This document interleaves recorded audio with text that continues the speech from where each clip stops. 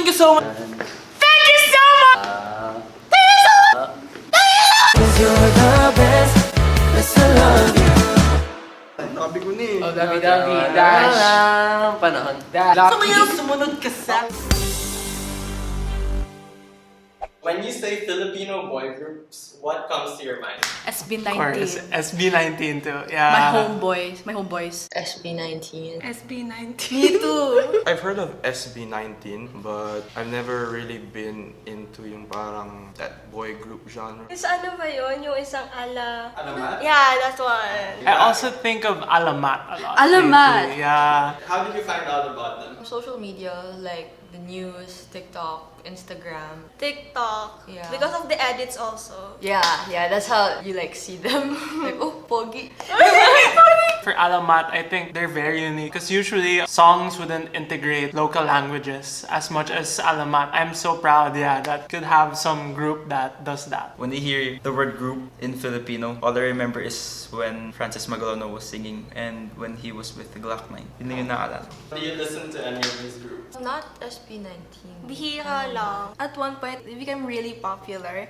Yeah, yung, ano yung song na yun? Gento. Gento. SB19's been really hitting the OPM charts because like they're the ones that kind of really set the stage for OPM Yeah. for other P-pop artists to They set the tone. to shine through. Yeah. They suddenly trended, and then my friends suddenly started dancing Gento in every party. Yeah. Another thing is, my dad like keeps watching YouTube videos. Madaming SB19 siya nakikita. So, naririnig-rinig ko. So, that's what I remember. Hello? Hey!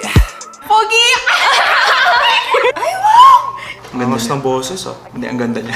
BGYO's trash. BGYO. This is ano? BGYO. No. There's like a little storytelling. With the guy. Are those foreigners? I joke. He looks like Jokoy. Sana all ganyan katawan. Wow, hey kuya. He actually looks good. Jello. Ang pogi naman, no? Wait, is this in Is this a PIC? PICC? Oh, PICC. Wait, are they singing in full English? Yes. Put it in the trash. With the moves. And the choreo. Perfect song for the summer, I'd say. Yeah. Ooh, that shot is so good. Ang catchy actually ng kanta. Very Filipino yung vibes niya since The Office, The School. I love how our P-pop groups are starting to integrate themselves to the music. They look mahalo. They're all Filipino. Oh, they're all Filipino. Akala ko may... Whoever did the color grading needs a little A bit. raise. Yeah. What do you mean? Yeah, exactly. A yeah. raise. Oh. Oh, Oh, okay. The title was I Trash see. Science. Ooh.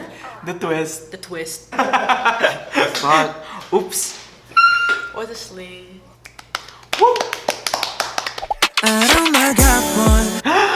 he looks handsome. Visuals, visually. Who's this? It's ano it's giving K-pop vibe din talaga. Yeah. reminds me of like yung parang yung mga BTS. The way that I thought it was Tito. Is this Horizon? They're so clean. Horizon. May Korean. Puro Parang mas Filipino gusto ko yan. yung song. Pero ang dami nila sa isang grupo. No? Kaya nga grupo eh. Okay! This tune sounds so familiar. Ang catchy. Isn't this a remake of an old song? I hear it in a lot of fiesta, ganun. Oh, summaries. Is it a cover? Hindi natin Like that, I like that. But honestly, I prefer this Really? kind of clean genre. I don't know if it's like the concept, but like they seem so young. I feel like they're like our age. This is a stark contrast from BGYO's trash, where they look more sexy. Parang NCT Dream. Yeah. Ooh, little like rap moment. Ooh, rapper. So where did they film this? At the classroom, just like the Korean flag. Looks like it's filmed in Korea. Yeah, they're based in Korea. Hindi naman ganyan yung mga classrooms dito. Ayun. It's Korean It's so talaga. clean. Good choreo. This looks like it's an anime. Yeah, the ending of like an anime. Hindi ko kaya gawin yun eh. Sa katawan natin mukha ba kayo? Horizon! Wow. I hope you like it. I like it. Yes. Okay. I've heard it years ago. Yeah, baka remake or their own version or something. Naninibago ako. Parang dapat Korean siya, pero Oo, nagtatagalog pero sila. This is SB19. I can feel it in my bones. Yeah. Uy, SB19. Nine. SB19. Oh, Glock 9? Yun yung napansin ko, hindi Glock 9. I'm alive. Taray! Wow! Lalim ng boses. Ooh, I love that. Face reveal naman dyan, kuya. Justin rapping. Damn. Not to be biased, but he looks real good. Parang it's giving Stray Kids. Talagay ko to sa playlist ko. I'd listen to this. Parang sasayaw na ako dito. Trip ko yung mga solo. So far, very parang rap na rap. To think a vocalist can actually rap. Oh my god. It's Glock 9. Ah, it's ano? Collab! Bars! Oh, okay. Get it, Glock 9. Nakakamiss tuloy yung mga kanta nila Glock 9 at saka nila Francis M.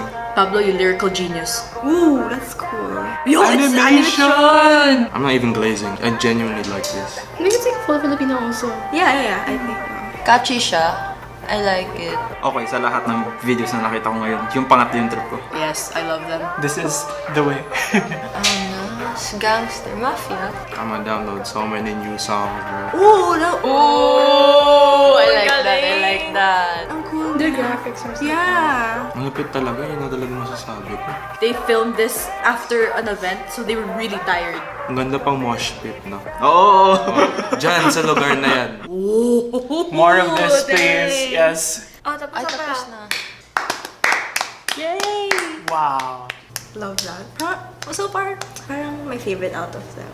Okay, yung pangatlo yung trip ko. Mas nakakasabay ako. Well, personally for me, I was never into Filipino music or even P-pop before. Like, I was so close-minded Same. about it. When I first saw like the likes of SB19 getting into these K-pop looks, I thought the usual reaction that most Filipinos had when they first saw SB19, K-pop wannabes. But as like I go further into broadening my music taste, I also decided to give OPM a try, and as well as P-pop, and I realized how much potential we actually have in the Philippine music industry. It's like what Pablo of SB19 said, music is universal. It doesn't matter whether they look like K-pop or not. It's all a diversity of music that can join together as a whole to promote one cause, which is music. For me, I think appraising our culture and upholding it is really powerful because entertainment as a whole reflects our values and our core as a nation. So it would be nice to see more of us enjoying our own music. It's something different and it's something that I think could push us further. If you think about it, we always look up to K-pop, and it's really seen in most of the videos how much a lot of our boy groups dress like K-pop idols. But if you see them as our own identities, like as Filipinos, then it's also like upholding the Filipino culture. And I'm happy to see that happen these days with the P-pop groups in their music videos. They tell a part of our Philippine culture, and getting that out to the world is big and impactful. Glad we have that. Being frank, they were all catchy. Pero what really caught my attention kasi was the third video. Lalo na nung napansin ko, andun din si Glock 9. Tapos nakapanibago, Filipino boy groups. Pag sinabi kasi boy groups, K-pop only. K-pop, J-pop, then nakakatuwa dahil meron tayong sarili natin. Nakaka-proud actually. It's like a really new experience from the music that I usually listen to. I genuinely like the choreo, the vocals, the visuals. Ang lupit talaga. Opens the door to new types of music. I didn't really indulge myself in these kinds of music. Like, I would watch Binny. I love Binny. I saw BGYO live before, and they were really good. It's nice to be able to understand the lyrics for once without subtitles.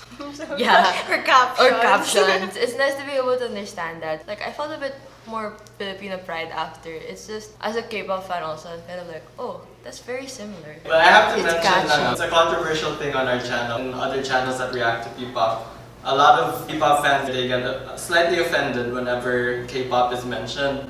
But then, no, it's fine. That's their real reaction. Yeah. I just have to ask, what do you think makes it seem like K-pop to you as someone who doesn't really listen to P-pop? A lot of these songs sound similar to K-pop also. I used to follow yung mga NCT, Stray Kids, so a lot of their old concepts I can see in these music videos. It's like the costumes, the classrooms. There's nothing wrong with it. I'm not against it. Do you listen to Western music? Oh yes, I do. One of the defenses of some P-pop fans is that isn't it just pop music? I was a really huge K-pop fan before, so I'd say that I see more similarities with K-pop. When you look at Western music, pop music videos, they're more of doing this and that. But P-pop and K-pop, they're trying to keep it PG also. They're really trying to relay the meaning of every song that they put out, and it's really connected to the theme. In the States or in the Western music industry, I don't really see the creative correlation.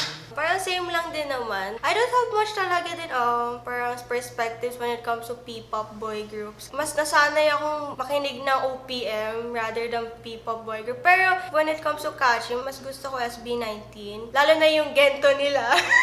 Kapag wala akong magawa kay Gento. So yun. At first, it felt like P-poi was like P-poi? P-pop.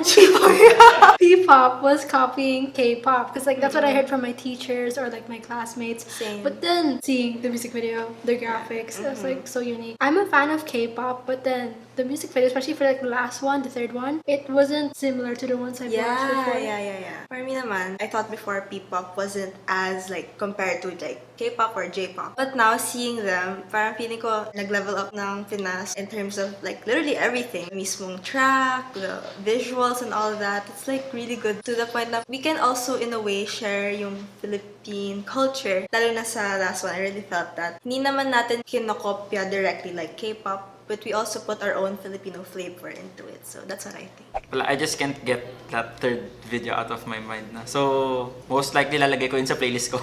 Nakakatuwa listening to them sing. They're matching up or nakikipag-collab sila with artists from before, known artists. Pretty sure I'll be listening to more of them then. I'll definitely give like P-pop a chance. Parang ngayon na ako na-expose sa ganun na music. Well, you have to be honest, catchy naman talaga lahat. Yes, exactly. I'm actually pretty used to it already, so I would love to listen to these songs again. In fact, I will probably be singing some of these later because they're really catchy. And it's really nice to have these kinds of music to listen to and not just the typical like slow love songs na OPM. Sigurado I'll be more listening to BGY. Kasi medyo curious din ako kasi since it's my first time din na makita sila na as a group. So yung Horizon kasi nakikita ko sila sa TikTok making content with Eunice. SB19, so good, yeah. I listened to Beanie a bit. Mostly Beanie lang, but I think after watching it, I think I really will. Like, I'll probably check that music video out kasi it just came out yesterday lang pala. So, Yung kay SB19. yeah. So I think I'll check out more into like the Spotify, maybe like make a playlist out of it. So I think it encouraged, at least for me, ikaw din. Yeah, encourage us na to listen more to P-pop now that we've seen how much like Talent. amazing, yeah. So yes.